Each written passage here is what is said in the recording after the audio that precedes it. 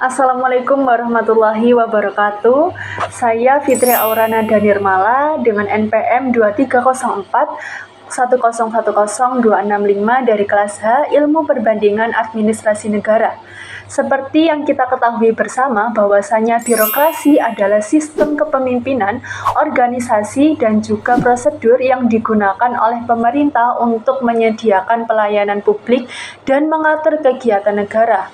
Menurut Max Weber, yakni seorang ahli politik dan sosiolog asal Jerman, birokrasi adalah suatu bentuk organisasi yang penerapannya berhubungan dengan tujuannya yang hendak dicapai.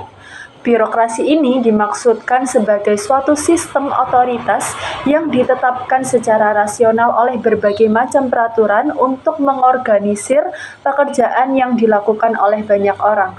Jadi, mengapa sih birokrasi penting dalam pengembangan negara?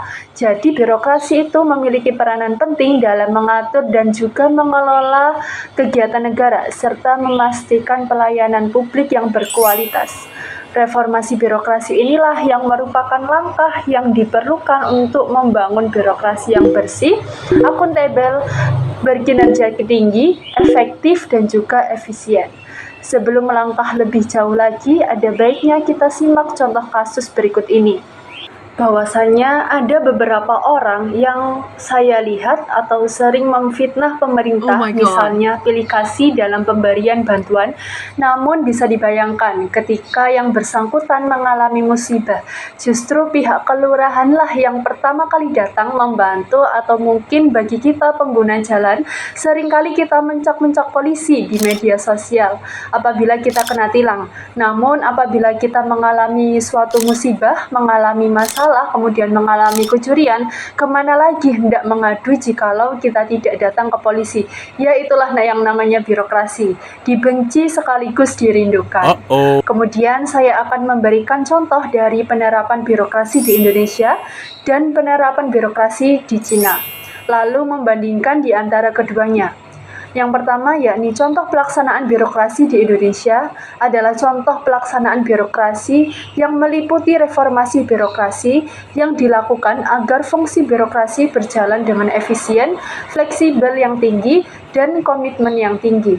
Pemerintah di Indonesia juga membangun sistem e-governance yang merupakan digitalisasi data dan informasi seperti e-budgeting, e-project planning, sistem delivery, dan lain-lain. Contoh pelaksanaan birokrasi di Cina adalah reformasi birokrasi yang dilakukan pada abad ke-11 pada zaman dinasti Song, serta dilakukan sebanyak 6 kali. Cina juga membangun sistem informasi elektronik yang dapat meningkatkan efisiensi dan juga transparan dalam berbagai sektor, termasuk pemerintah, perbankan, dan juga bisnis. Jika kita membandingkan kedua negara tersebut, yakni antara pemerintah Indonesia dan Cina, menggunakan sistem informasi elektronik untuk mempermudah proses dan meningkatkan efisiensi dalam berbagai sektor. Namun, pemerintah Indonesia lebih fokus pada reformasi birokrasi yang lebih sederhana, lincah, dan bergerak cepat, serta penggunaan sistem e-governance.